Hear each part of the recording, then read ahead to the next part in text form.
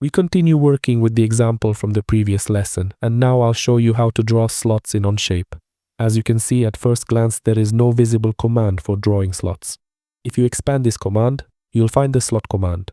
However, when you select this command, you can't actually draw a slot, and this command in Onshape works in such a way that we create a slot based on other geometry, and I'll show you this now with a simple slot example. Select the line drawing tool.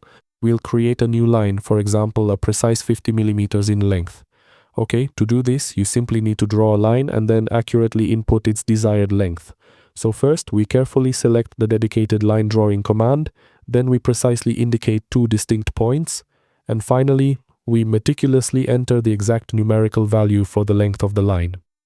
After that, you press the Enter key to confirm your input, and then press the Escape key to completely finish and exit the line drawing command. I'll delete this line and show you the next steps using this line. So we have this line. This line is a bit tilted, but that's not a problem. And at the beginning, I would like to place this line symmetrically in relation to this line, so that the length of the line is the same on both the left and right sides of this construction line. We'll do this using the Symmetry Constraint. Select this constraint, indicate this point, and indicate this line, and this constraint automatically straightens this line. Because for there to be symmetry between these points, they must lie on the same horizontal line. Okay, I click on this constraint again, and now we have this line. Here, to make this line fully defined, we can specify the distance of this line from the edge of the solid. Select the dimensioning command, select this line, and here, enter 20 millimeters as the distance. Okay, I click on the dimensioning command again, and the command has been cancelled. And okay, now we have this line. The line is fully defined, and based on this line, we will create a groove.